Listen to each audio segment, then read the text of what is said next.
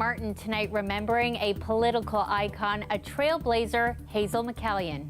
Hurricane Hazel, she's left such an indelible mark on this city. She held the top job in Mississauga for 12 terms. Her impressive career and memories from those who loved her most. If we can't use the trailers, we definitely have to close the food bank. As the number of people relying on food banks hits crisis levels, one in Durham Region faces an uncertain future after neighbors complain about noise. We're doing this to help save Zoe, but everybody should donate blood and be a member of the bone marrow registry, because you never know if it's going to be one of your own family members who needs a life saved. A 7-year-old girl from Windsor desperately needs a stem cell transplant to survive. A cross-country campaign is now underway. This is CBC Late Night News.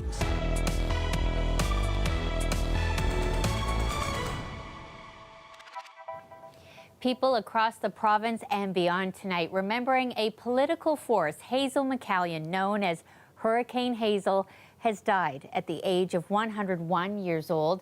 The memories and tributes for the former mayor of Mississauga pouring in since we learned of her passing this morning.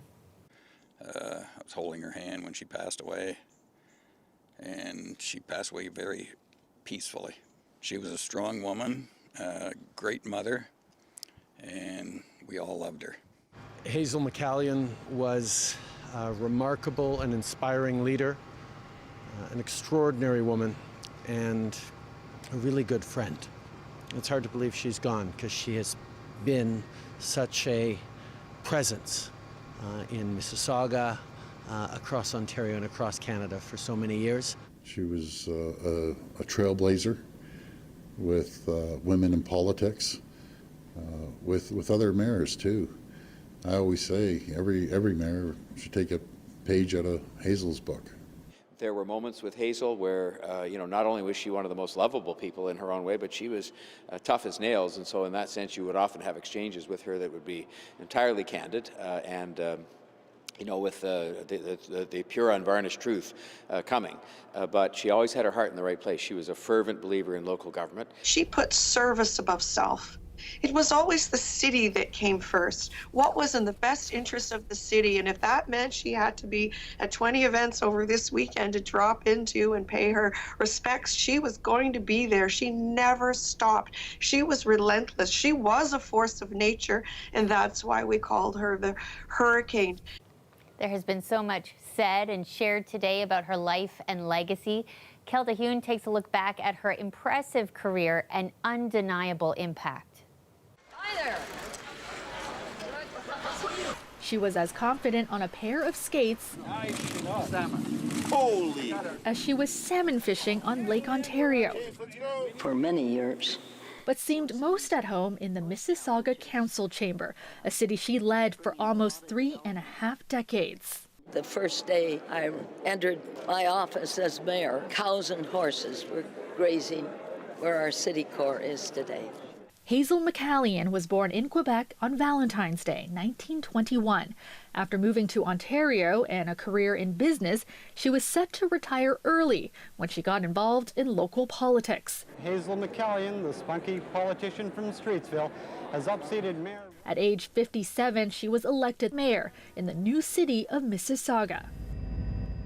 In 1979, her first year in office, she faced a major crisis. A CP freight train carrying propane and deadly chlorine gas derailed and exploded, forcing the week-long evacuation of 200,000 residents. Her leadership through that helped cement her reputation with voters, as she helped the once sleepy suburb grow and triple its population. Using that growth, she was able to keep the city debt-free and went 12 years without a property tax hike. In budgeting, I say we don't spend the money we don't have. We balance our budget, and we don't build the facilities until we know we have the money to pay for them. She invited royalty to help open the new City Hall, adding performing arts centers and arenas. She was returned to office 12 times over her career. For many elections, she didn't even bother campaigning, but admits over the years she made some mistakes. We've allowed development without an adequate transportation plan. We haven't emphasized transit. the way we should have. Her time in office was not without controversy. In 2013, a judge dismissed accusations of conflict of interest after she voted on a development involving her son's company. By then, McCallion had already decided she wouldn't seek re-election. She gave up her chain of office in 2014. But the call of politics was never very far away. In the final weeks of the 2015 federal election, she endorsed Justin Trudeau in an ad that attacked Stephen Harper. Stephen, do I look scared to you? She'd go on to become the first chancellor of Sheridan College, and in 2021 marked a major milestone, her 100th birthday. Many dropping by her home to shower her with gifts and well wishes amidst the pandemic. I just feel wonderful. I don't feel I'm 100. A centenarian showing no signs of slowing down. Her nickname was, after all, Hurricane Hazel. I have no problem with it. I think, you know, people say naming you after a disaster. And I said, well, also a hurricane moves things as well. Kelda Yoon, CBC News, Toronto. Such a legacy. Well, meantime, people were paying respect to former Ontario Lieutenant Governor David Onley as he laid in state this weekend. His funeral is tomorrow. Onley passed away January 14th at the age of 72. He broke barriers as the first person with a visible physical disability to hold the role. His funeral set for tomorrow morning at 11 a.m. at York Minster Park Baptist Church. Limited seating is open to the public starting at 9 o'clock. There's also a live stream planned with closed captions and ASL interpretation. You can find more details on our website. Turning to some other news now, one man is dead, another in custody after a stabbing in downtown Toronto. About 3:40, received a call to 251 Sherbourne regarding an unknown trouble. Officers arrived on scene and located a male with obvious stab wounds and a second male who was placed in custody. As you just heard, officers arrived and found a man suffering from multiple stab wounds. He died on scene. A second man was taken into custody. He was treated for non-life-threatening injuries. Police say it's an ongoing investigation and there's no threat to public safety. A significant portion of Adelaide Street remains shut down and it will stay closed a little longer. It goes from Yonge to Victoria Street. The stretch was blocked off Friday over fears of a radio antenna falling from a nearby building. Initially, the road was expected to reopen today, but that's changed to midday tomorrow as crews are still working to remove the antenna safely. The city is encouraging everyone in the area to use caution, plan travel in advance, and if you can, take public transit. Well, turning to Whitby next, where a food bank operating out of a local church appears to be dividing the community. The food bank says it's helping more people than ever as demand continues to skyrocket. But now they're worried they may have to shut down. As Patrick Swadden shows us, neighbors are complaining about noise. When this food bank first opened in 2016, it helped just a few dozen families. But that all changed when COVID hit. We went up to way over 100, and today we're way over 200. She says people rely on them because they offer items that other food banks typically don't have, like vegan, gluten and dairy-free, halal, and other dietary foods. But with increased demand, they've outgrown the space. We can't function with the food bank with this amount of families. We are getting donations, but we need somewhere to put it. Luckily, help came in the form of a donated refrigerated truck. The problem? Some neighbors say it's noisy and they want it kept off. The mayor saying it puts the town in an unenviable position. Recently, the number of complaints have risen. It came to noise, it came to the cleanliness of the property, it came to the actual usage. A neighbor who started a petition declined to be interviewed by CBC on camera. But he says 20 people signed it. The city has served violation notices on the church. There is issue with the garbage, the skids. We are working on that. The pastor has arranged for a bigger unit to come and collect the garbage. But she says they can't afford a quieter refrigeration truck, and licensing the current truck, another thing they've been asked to do, is difficult because it doesn't drive, nor will its owners let them. So it is finding space. If they are going to grow, we need to look at where they can grow to. It's a hard balance here. It's the balance between helping to support those who are vulnerable within their community, but then also the mix of having to support our community members who live within the area. The food bank is hoping they can get enough help to stay running. Patrick Swadden, CBC News, Whitby.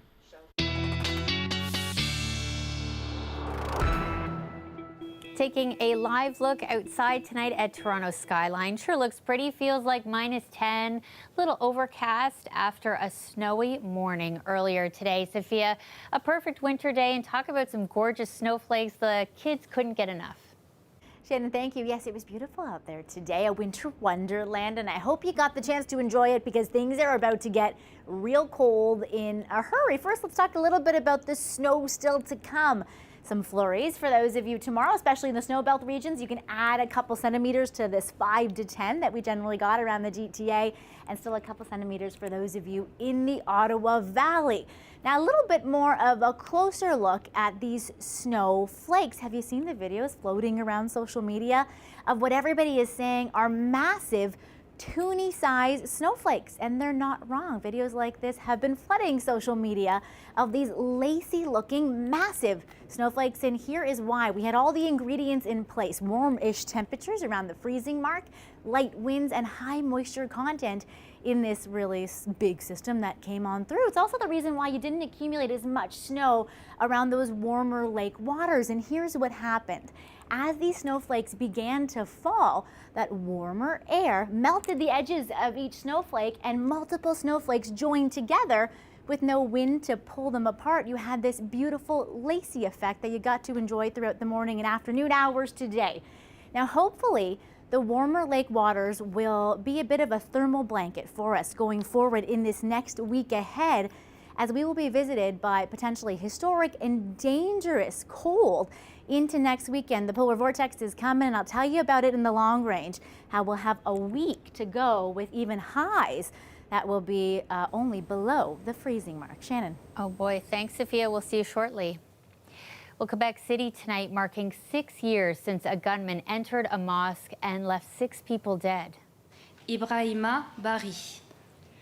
Each name was read at tonight's memorial, and the service took a symbolic step forward, being held in the very prayer room where the gunman opened fire.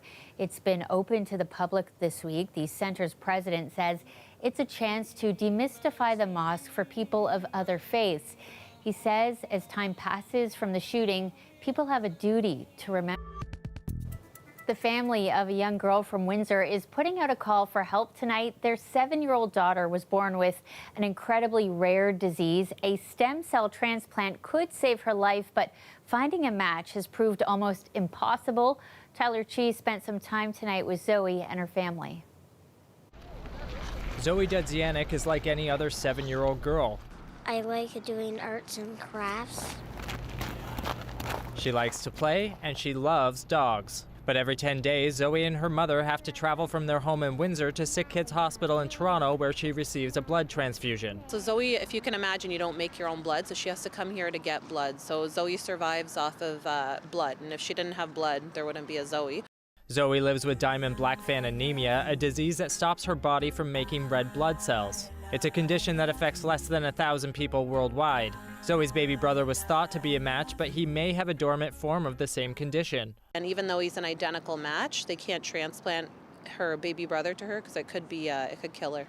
The Caitlin Bedard Bone Marrow Association is trying to help find a good match for Zoe. We started the Caitlin Bedard Bone Marrow Association about 18 years ago now, after we lost our daughter Caitlin to leukemia, when we couldn't find a matching bone marrow donor for her. So when we had that tragedy in our family, we decided we wanted to try and do something about that.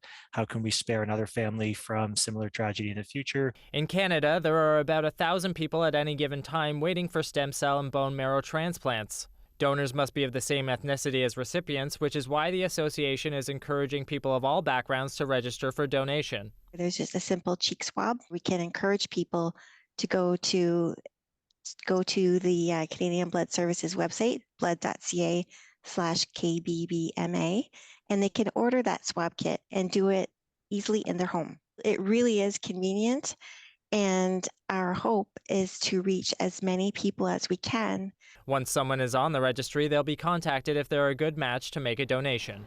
So we're doing this to help save Zoe, but everybody should donate blood and be a member of the bone marrow registry, because you never know if it's going to be one of your own family members who needs a life saved. Tyler Cheese, CBC News, Toronto. Turning to a group now that's making a real difference for people facing cancer. It's called Look Good, Feel Better. The concept is simple, yet the impact for many can be extraordinary. Now, after 3 decades, they're expanding their programming. For people who've taken part, they say it's life-changing. Hi, Laura. How are you? Hi, Aisha. How are you today? I'm doing well. And yourself? Yeah, good, thank you. Right, so what we're going to do today is quite a natural makeup look. It may look like any other makeup lesson, but for people facing cancer, it can be hard to put into words just how powerful these moments are. I had a lot of side effects, the hair loss, the loss of appetite, the, loss of weight, all of those things. You don't feel good.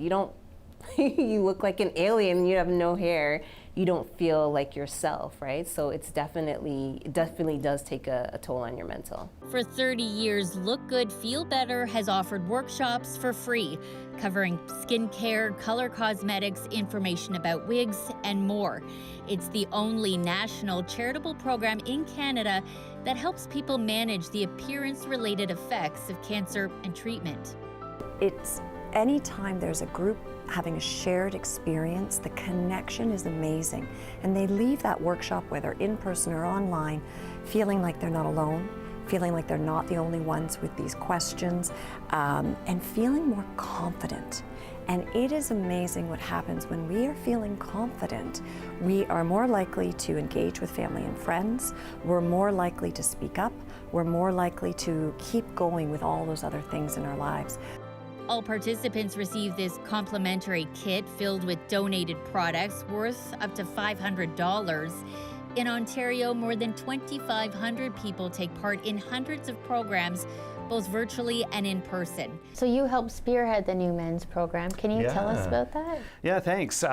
It's been really rewarding. It is online right now, which actually works well for men, I think, right now, as opposed to in person. And we do go through some of the similar steps, especially when it comes to skincare, but we do a little bit more of a focus on shaving techniques, what to look out for. But initially they're a little quiet, not quite sure what to expect, and then slowly you see them start to come out of their shell. I think it made me feel like normal. I don't know if that makes sense, but you don't feel normal having to do all these things and seeing the transformation that your body's going through. It's not normal because that's not what you're used to. So doing the workshop, it helped me to look at myself and say, oh, like, I can look good. I can still look good while doing my treatment, and it's not over. Just pick yourself up and keep going. When it comes to the hill, what we're seeing mostly is an accessibility issue. Coming up, a community comes together to find a solution to redesign a roadway. We'll show you that story right after the break. Stay with us. Residents from the Warren Park neighborhood coming together with a goal, an inclusive, accessible, and sustainable solution to a dangerous roadway. In order for students to get to their school, they need to travel up this one hill, which is a funnel. In any sort of weather that's in the -2 to +2 range, we start to see ice on the hill, and that's when we really start to feel that as a community, we are getting cut off from our city. Winter Safety Fest is all about bringing awareness and finding solutions to change the roadway.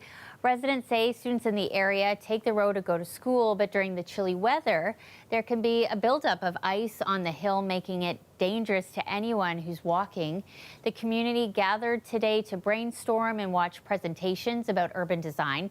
They hope to work with the city to fix the issue.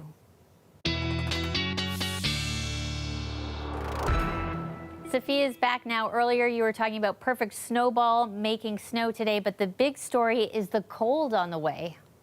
Yes, I've got all those gory details for you, but really, we've been let off pretty easy temperature-wise so far. It's been mild, but we're about to really buck that trend.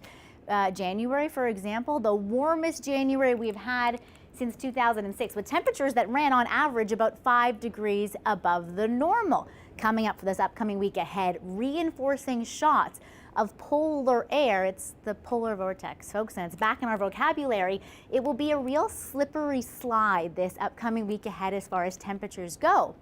And then an Alberta clipper moves in late week in the prairies, and it becomes the dividing line which sends this cold lobe of air south to us. It's going to be a short-lived but really potent cold front, and here's the most likely scenario setting up right now for next weekend. Friday into Saturday, with temperatures feeling for the high into the mid-20s around the GTA and nearing the minus 40s rather. For those of you in Northern Ontario, that cold continues to stick around and push further east into your Saturday.